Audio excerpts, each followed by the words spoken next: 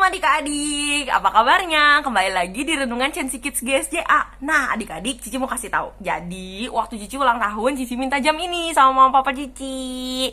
Siapa di sini yang pernah ulang tahun dan minta hadiah ke mama papanya? Wah, pasti semuanya banyak yang pernah ya. Mungkin ada yang minta mobilan, ada yang minta mainan Barbie, ada yang minta uang, ada yang minta pulsa yang banyak supaya bisa main game. Pasti banyak banget ya hadiah-hadiah yang kalian minta. Nah adik-adik, pada renungan hari ini kita akan belajar tentang hadiah. Menarik. Yuk kita sama-sama berdoa dulu. Tuhan Yesus, terima kasih Engkau telah mengumpulkan kami pada Renungan Chancy Kids GSJA. Sebentar kiranya kami akan mendengarkan renungan singkat kami Tuhan. Kiranya Kau yang pimpin supaya apapun yang kami dengarkan pada hari ini bisa menjadi berkat bagi kehidupan kami selanjutnya. Dan supaya kehidupan kami diubahkan. Hanya di dalam nama Tuhan Yesus kami serahkan waktu kami ke depan ke dalam tangan-Mu. Haleluya, amin. Sebelum kita dengar ceritanya, yuk kita baca Alkitabnya dulu dari 1 Raja-Raja 3 ayat 1 sampai 15. Lalu Salomo menjadi menantu Firaun Raja Mesir. Ia mengambil anak Firaun dan membawanya ke kota Daud. Sampai ia selesai mendirikan istananya dan rumah Tuhan dan tembok sekeliling Yerusalem. Hanya bangsa itu masih mempersembahkan korban di bukit-bukit pengorbanan. Sebab belum ada didirikan rumah untuk nama Tuhan sampai pada waktu itu. Dan Salomo menunjukkan kasihnya kepada Tuhan dengan hidup menurut ketetapan Daud ayahnya. Hanya ia masih mempersembahkan korban sembelihan dan ukupan di bukit-bukit pengorbanan. Pada suatu hari ia pergi ke Gibeon, Raja Salomo ya, untuk mempersembahkan korban. Sebab disitulah bukit pengorbanan yang paling besar. 1000 korban bakaran dipersembahkan Salomo di atas mezbah itu. Di Gibeon itu Tuhan menampakkan diri kepada Salomo dalam mimpi. Pada waktu malam, berfirmanlah Allah, mintalah apa yang hendak kuberikan kepadamu. Lalu Salomo berkata, Engkau telah menunjukkan kasih setiamu yang besar kepada hambamu Daud ayahku.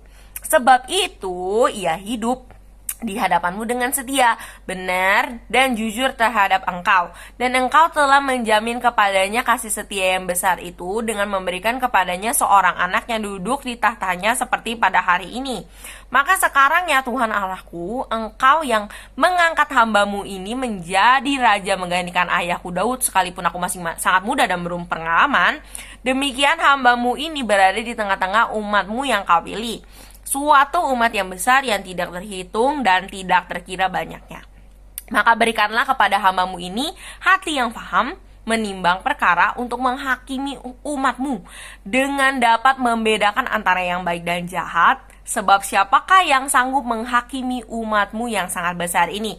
Lalu adalah baik di mata Tuhan bahwa Salomo meminta hal yang demikian. Ia meminta hikmat.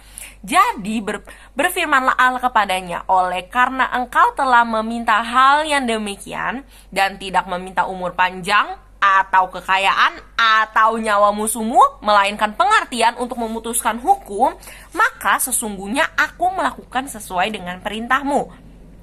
Sesungguhnya aku memberikan kepadamu hati yang penuh hikmat dan pengertian, sehingga sebelum engkau tidak ada seorang pun yang seperti engkau, dan sesudah engkau takkan bangkit seorang pun seperti engkau.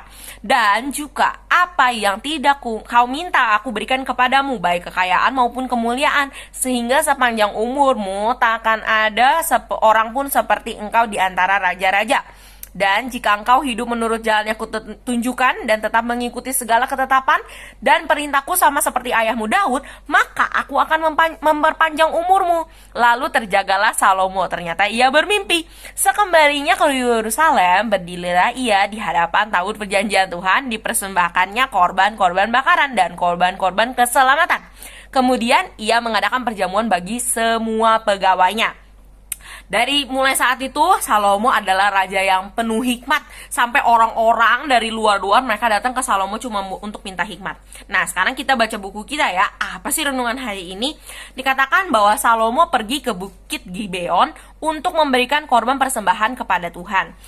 Dan lalu Tuhan menampakkan diri kepada Salomo dalam mimpi.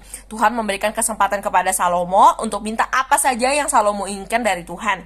Dalam mimpinya Salomo itu meminta hikmat. yaitu kemampuan untuk dapat mengambil keputusan dengan benar untuk menghadapi masalah bangsa Israel. Lalu Tuhan mengabulkan doa Salomo. Bahkan Salomo tidak hanya mendapat kepandaian, tetapi juga kekayaan dan kemuliaan dari Tuhan. Nah, sekarang pertanyaan Cici adalah, aku baca Alkitab, aku dapat menjawab. Adik-adik baca di 1 Raja-Raja 3 ayat 1 sampai 15. Pertanyaannya adalah, apa yang harus dilakukan oleh Salomo agar Tuhan memperpanjang umurnya? Karena Tuhan kan awalnya cuma kasih hikmat tuh, tapi Tuhan janjiin satu hal yang lain, yaitu panjang umur. Tapi harus apa ya Salomo? Baca Alkitabnya ya. Nanti kalau misalnya adik-adik bisa, komen di bawah. Terima kasih Mama dan Papa atas hadiahnya. Dan Tuhan juga bisa kasih hadiah loh ke adik-adik, asalkan apa? Yo, coba baca supaya adik-adik tahu. Yuk, kita sama-sama tutup mata kita dan kita berdoa. Renungannya telah selesai. Tuhan Yesus yang baik, terima kasih Tuhan karena Engkau terus memberikan kami berkat, Engkau terus memberikan kami sukacita, Engkau terus memberikan kami kasih dan pengharapan Tuhan. Terima kasih untuk setiap perlindungan-Mu yang Kau berikan kepada keluarga kami Tuhan. Terima kasih untuk semua hal yang telah Kau berikan kepada kami. Saatnya kami Tuhan untuk selalu mengikuti ketetapan-ketetapan-Mu Tuhan, mengikuti perintah-perintah-Mu. Ajar kami Tuhan supaya mulai dari hari ini kami gak mau sama seperti hari kami kemarin. Kami mau menjalankan hari kami dengan sukacita dan sesuai dengan perintah-Mu. Hanya di dalam nama Tuhan Yesus kami berdoa dan mengucap syukur. Haleluya, amin. See you friends, bye bye.